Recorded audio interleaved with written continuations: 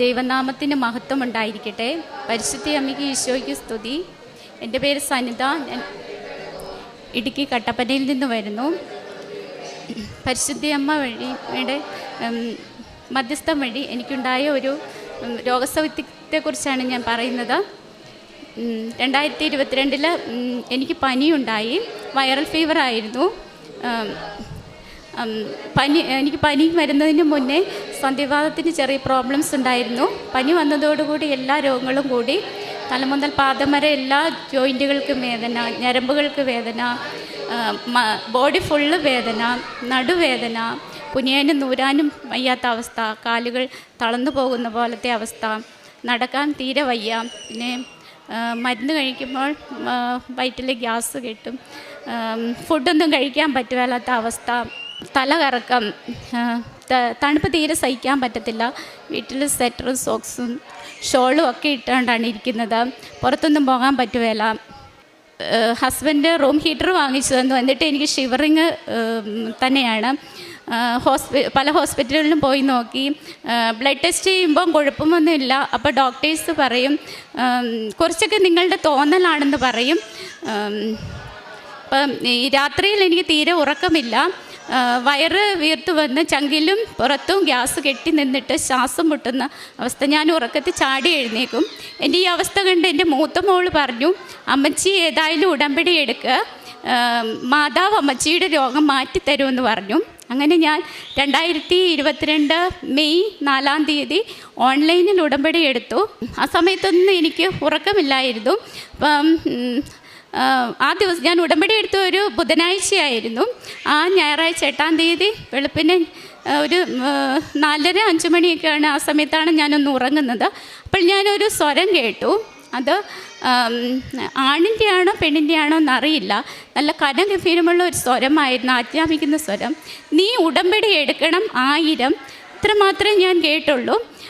അപ്പം ഞാൻ ആ ഉറക്കത്തിൽ തന്നെ മറുപടി പറഞ്ഞു, ശരി ഞാൻ ഉടമ്പടി എടുത്തോളാം എന്ന് പറഞ്ഞ് ഉറക്കം തെളിഞ്ഞു. ഞാൻ ജപമാല ചെല്ലാൻ തുടങ്ങി. അപ്പോൾ ഞാനിങ്ങനെ ഓർത്തു, 1000 തവണയാണെങ്കിൽ എൻ്റെ ആയുസ് തീരില്ലേ, 1000 ദിവസമാണെങ്കിൽ ശരി, ഓക്കെ, 3-3.5 വർഷക്കാലം മതിയല്ലോ എന്നൊക്കെ ഞാനിങ്ങനെ ഓർത്തു. അതിനുശേഷം ജൂലൈ 24 അന്ന് രാത്രി ഞാൻ വളരെ വിഷമത്തോടെയാണ് കിടന്നുറങ്ങിയത്. എൻ്റെ വീട്ടിൽ പപ്പയുടെ സ്ഥലം വിറ്റപ്പോൾ എനിക്കൊരു വീതവും തന്നില്ല. ഞങ്ങൾ 2 പെൺമക്കളാണ്. ഒന്നാമത് എൻ്റെ ശാരീരിക വിഷമങ്ങളും അതിൻ്റെ കൂടെ ഈ മാനസിക പ്രശ്നങ്ങളും കൂടെ ആയപ്പോൾ എനിക്ക് താങ്ങാവുന്നതിനും അപ്പുറമായിരുന്നു. എൻ്റെ വേദനയൊന്ന് പറഞ്ഞ് കരയാൻ എനിക്ക് ലോകത്താരുമില്ലായിരുന്നു. എൻ്റെ പരിശുദ്ധ അമ്മയോട് പറഞ്ഞ് ഞാൻ കരഞ്ഞ് ആണ് അന്ന് കിടക്കുന്നത്. അന്ന് രാത്രി ഒരു 2 മണി 3 മണിയായി കാണും. ആ സമയത്ത് എനിക്ക് ഭയങ്കര നടുവേദന ഉണ്ടായിരുന്നു. ഞാനിങ്ങനെ ഒരു സ്വപ്നം കാണുകയാണ്. എൻ്റെ വലത് കാലിൽ നിന്ന് ഒരു വേദന കയറി വന്ന് എൻ്റെ തലയുടെ വലത് സൈഡിൽ ഇങ്ങനെ ഒന്ന് ബ്ലിങ്ക് ചെയ്യുകയാണ്. അപ്പോൾ ഞാൻ വേദന സഹിക്കാതെ ഉറക്കെ കരഞ്ഞു. അപ്പോൾ എൻ്റെ ഹസ്ബൻഡും മമ്മിയും പറഞ്ഞു, നമുക്കൊരു ശാന്തിയുടെ അടുത്ത് പോകാം, ഒരു പൂജയൊക്കെ ചെയ്യുമ്പോൾ നിൻ്റെ അസുഖങ്ങളൊക്കെ കുറയും. അപ്പോൾ അവിടെ ചെന്നപ്പോഴാണ് എനിക്ക് മനസ്സിലായത് അവരെന്നെ ശാന്തിയുടെ അടുത്ത് കൊണ്ടുപോകുക എന്ന് പറഞ്ഞ് ഒരു മന്ത്രവാദിയുടെ അടുത്താണ് കൊണ്ടുപോയതെന്ന്. അപ്പോൾ ഞാൻ ഉറക്കെ കരഞ്ഞുകൊണ്ട് പറഞ്ഞു, എൻ്റെ അസുഖം ഇവിടെ നിന്ന് മാറണ്ട, എൻ്റെ അമ്മ മാതാവ് എനിക്ക് മാറ്റി തന്നാൽ മതി.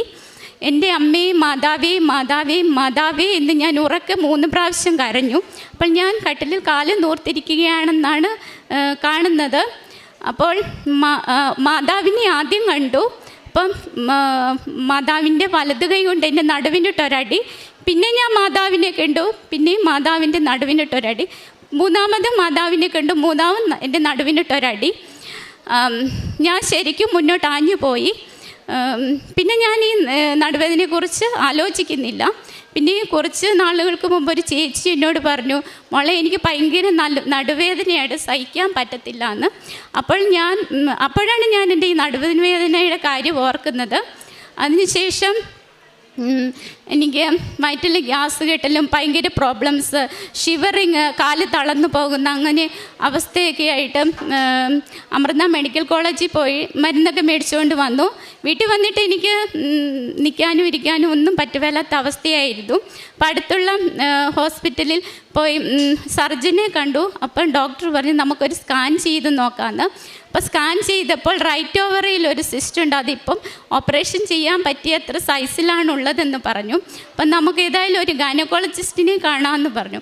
അപ്പം ഗൈനക്കോളജിസ്റ്റിനെ കണ്ടപ്പോൾ ഡോക്ടർ പറഞ്ഞു, നിൻ്റെ ഈ വിഷമങ്ങളൊക്കെ കേട്ടിട്ട് എനിക്ക് താങ്ങാൻ പറ്റില്ല, ഈ സിസ്റ്റ് ഞാൻ ഓപ്പറേറ്റ് ചെയ്ത് മാറ്റിത്തരാം ഇത് പറഞ്ഞു. അപ്പം നീ ഒരു സൈക്യാട്രിസ്റ്റിനെ കൂടി പോയി കാണാൻ പറഞ്ഞു. അങ്ങനെ സൈക്യാട്രിസ്റ്റിനെ കാണാൻ തീരുമാനിച്ചു. ഡോക്ടറിനെ കാണാൻ പോകുന്നതിൻ്റെ അന്ന് രാവിലെ ഞാൻ നീലത്തിരി കത്തിച്ച് പ്രത്യക്ഷ പ്രാർത്ഥന ചൊല്ലി പ്രാർത്ഥിച്ചു. മാതാവേ, ഈ ഡോക്ടറിലൂടെ എൻ്റെ രോഗം ഒന്ന് വെളിപ്പെടുത്തി തരണേ എന്ന് പ്രാർത്ഥിച്ചു. അപ്പോൾ ഞാൻ കുരിശിൽ കിടക്കുന്ന ഈശോയെ ശരിക്കും കണ്ടു. അപ്പോൾ ഡോക്ടറിൻ്റെ അടുത്ത് ചെന്ന് എൻ്റെ വിവരങ്ങളൊക്കെ പറഞ്ഞപ്പോൾ ഡോക്ടർ പറഞ്ഞു പാനിക് അറ്റാക്കാണ്, 3rd സ്റ്റേജ് ആണെന്ന് പറഞ്ഞു. മരുന്നൊക്കെ തന്നു. പിന്നെ ഞാൻ സെപ്റ്റംബർ 9-ാം തീയതി ഇവിടെ വന്ന് തീർത്ഥാടന ഉടമ്പടി എടുത്തു. ഞാൻ വീട്ടിൽ പോയി. അതിനുശേഷം ഞാൻ ഏറ്റവും കൂടുതൽ ഉപയോഗിച്ചുകൊണ്ടിരുന്ന ഉടമ്പടി വസ്തുക്കൾ ഉപ്പും തേനുമാണ്. ഉടമ്പടിത്തായാലും ഉപയോഗിക്കാൻ എനിക്ക് വളരെ പേടിയാണ്, കാരണം പെട്ടെന്ന് തീർന്നു പോകുമല്ലോ. ഇടുക്കിയിൽ നിന്ന് ഇവിടെ വന്ന് ഉടമ്പടി പുതുക്കാൻ യാത്രയും പണച്ചിലവും എല്ലാം ഓർത്ത് ഞാൻ ഉടമ്പടിത്തായാലും എടുത്ത് സൂക്ഷിച്ചു വെച്ചു. അപ്പം അന്ന് രാത്രി ഞാൻ ഈ സ്വപ്നം കാണുന്നത്, ആ രാത്രി ഫുള്ള് ഞാൻ സ്വപ്നം കാണുന്നത് ഈ ഉടമ്പടി തൈലമാണ്. മാതാവിൻ്റെ ആ ലേബലൊട്ടിച്ച ആ ഭാഗം മാത്രം, മറ്റൊന്നും കാണുന്നില്ല. അപ്പോൾ ഞാൻ പിറ്റേ ദിവസം എഴുന്നേറ്റ് എൻ്റെ മൂത്ത മോളോട് പറഞ്ഞു, അമ്മച്ചി ഇങ്ങനെ ഉടമ്പടി തൈലം കണ്ടുകൊണ്ട് ആണ് കിടന്നത്. അപ്പോൾ മോള് പറഞ്ഞു, അമ്മച്ചി ഉടമ്പടി തൈലം കയ്യിലുണ്ടായിരുന്നിട്ടും അത് ഉപയോഗിക്കാതെ സൂക്ഷിച്ച് വെച്ചതുകൊണ്ടാണ് മാതാവ് കാണിച്ചു തന്നത്. പിന്നെ ഞാൻ എന്നും ഉടമ്പടി തൈലം ഉപയോഗിക്കാൻ തുടങ്ങി. അങ്ങനെ ഉടമ്പടി തൈലം ഉടമ്പടി വസ്തുക്കളും ഉപയോഗിച്ചതിൻ്റെ ഫലമായും മാതാവിനോടുള്ള പ്രാർത്ഥനയുടെ ഫലമായും എൻ്റെ പാനിക് അറ്റാക്ക് മാറി കിട്ടി. ഇപ്പോൾ ഞാൻ മരുന്നൊന്നും കഴിക്കുന്നില്ല, പൂർണ്ണ സൗഖ്യം കിട്ടി. പരിശുദ്ധ അമ്മയും ഈശോയും എനിക്ക് തന്ന ഈ വലിയ രോഗസൗഖ്യത്തിന് ഞാൻ നന്ദി പറയുന്നു. ഇളയ മോളുടെ കാര്യമാണ്. അവൾ ഞങ്ങളുടെ പുരപണി കഴിഞ്ഞ് 3-ാമത്തെ ദിവസം, കെയർ താമസത്തിൻ്റെ 3-ാമത്തെ ദിവസം അടുക്കളയോട് ചേർന്ന ഒരു ചെറിയ വർക്ക് ഏരിയ ഉണ്ട്, അവിടെ ഒരു 3 പാളയുടെ ജനൽ ചാരി വെച്ചിട്ടുണ്ടായിരുന്നു. ബ്രഷും പേസ്റ്റും അവിടെയാണ് വെച്ചിരുന്നത്. അപ്പോൾ അന്ന് കുഞ്ഞ് താമസിച്ച എഴുന്നേറ്റത്. അന്നേരം ഹസ്ബൻഡ് പറഞ്ഞു മോള് പോയി ബ്രഷ് ചെയ്തിട്ട് വരാൻ. അപ്പോൾ കുഞ്ഞ് പോയി ഈ ജനലെ ചവിട്ടി കയറി ജനൽ മറിഞ്ഞു കുഞ്ഞിൻ്റെ ദേഹത്ത് വീണു. അപ്പോൾ ഞങ്ങളെല്ലാം സൗണ്ട് കേട്ട് ഓടിച്ചെന്നു. അപ്പോൾ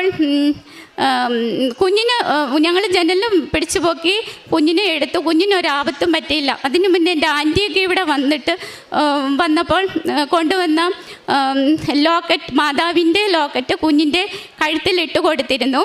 പരിശുദ്ധ അമ്മയാണ് കുഞ്ഞിനെ രക്ഷിച്ചതെന്ന് ഞങ്ങൾ ഉറച്ചു വിശ്വസിക്കുന്നു. പിന്നെ എൻ്റെ മൂത്ത മോൾക്ക്, അവൾക്ക് അലർജിയുടെ പ്രോബ്ലംസ് ഉണ്ട്.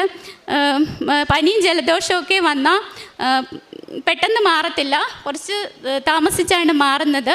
അപ്പോൾ 2022 ഡിസംബറിൽ അവൾക്ക് പനിയും ജലദോഷമൊക്കെ വന്നു. സ്കൂളിൽ പോയി 2 ദിവസം തല കറങ്ങി നിലത്ത് തലയിടിച്ച് വീണു.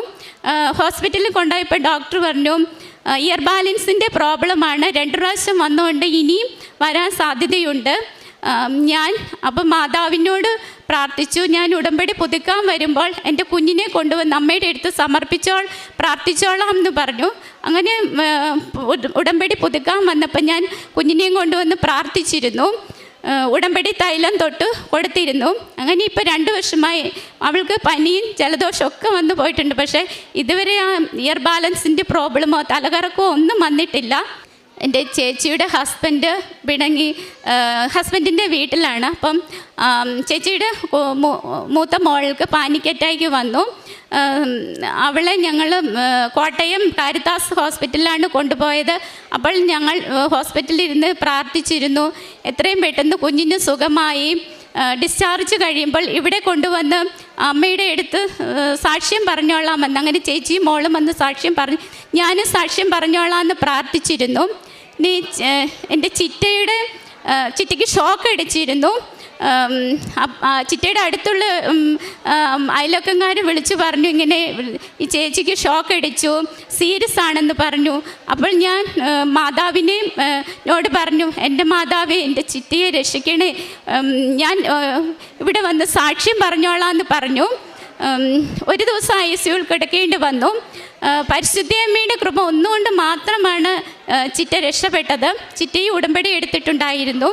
പിന്നെ ചിറ്റയുടെ മോളുടെ നേഴ്സിങ്ങിൻ്റെ പരീക്ഷയ്ക്കും വിദേശത്ത് പോകാനുള്ള കാര്യങ്ങൾക്ക് വേണ്ടി ഞാൻ ഉടമ്പടിയിൽ വെച്ച് പ്രാർത്ഥിച്ചിരുന്നു.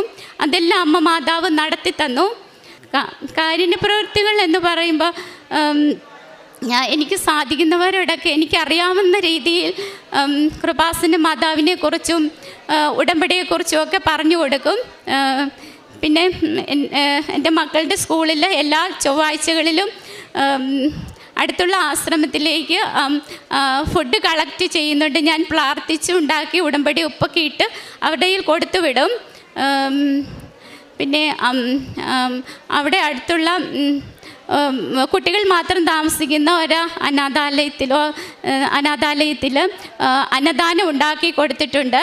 പിന്നെ മാനസിക വൈകല്യമുള്ള സ്ത്രീകൾ മാത്രം താമസിക്കുന്ന ഒരു ആശ്രമത്തിൽ അവിടെ എന്നാൽ കഴിയുന്ന സാധനങ്ങളൊക്കെ വാങ്ങിച്ചു കൊടുക്കുകയും അവരുടെ കൂടെ ഇരുന്ന് കുറച്ച് സമയം ഷെയർ ചെയ്യുകയൊക്കെ ചെയ്തിട്ടുണ്ട്. പിന്നെ ഓൾഡ് ഏജ് ഹോമിൽ പോവുകയും എന്നാൽ കഴിയുന്ന സാധനങ്ങളൊക്കെ വാങ്ങിച്ചു കൊടുക്കുകയും അവരുടെ കൂടെ സമയം ചെലവഴിക്കുകയൊക്കെ ചെയ്തിട്ടുണ്ട്. പിന്നെ വീട്ടിൽ കൂടി ഹോസ്പിറ്റൽ അന്നദാനത്തിനൊക്കെ കളക്ഷന് വരാറുണ്ട്. അപ്പം എൻ്റെ കയ്യിലുള്ളതുപോലെ ഞാൻ കൊടുക്കാറുണ്ട്.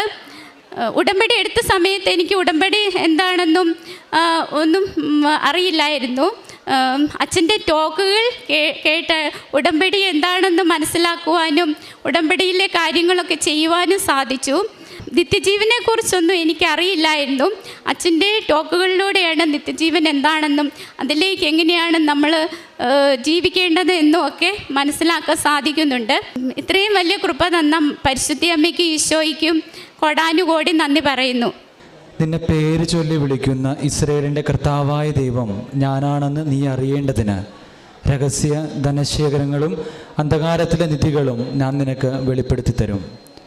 പ്രിയമുള്ളവരെ, നമ്മളോട് സന്നിധ ശ്രീകുമാർ എന്ന് പറയുന്ന സഹോദരി തൻ്റെ ഉടമ്പടി ജീവിത സാക്ഷ്യം പങ്കുവെക്കുമ്പോൾ ഈ സഹോദരി നമ്മളോട് പറയുകയായിരുന്നു എങ്ങനെയാണ് പരിശുദ്ധ അമ്മ കൃപാസനത്തിലേക്ക് തന്നെ കൂട്ടിക്കൊണ്ടുവന്നതെന്ന്. സ്വപ്നത്തിൽ ഉടമ്പടി എടുക്കണം എന്നുള്ള ഒരു തോന്നലും അതുപോലെ തന്നെ ഒരു സ്വരവും ഈ സഹോദരി കേൾക്കുകയാണ്. അങ്ങനെ കൃപാസനത്തിലേക്ക് കടന്നു വരുന്നു. പരിശുദ്ധ അമ്മയുമായിട്ട് ഉടമ്പടി ചെയ്ത് പ്രാർത്ഥിക്കുവാനായിട്ട് തുടങ്ങുന്നു.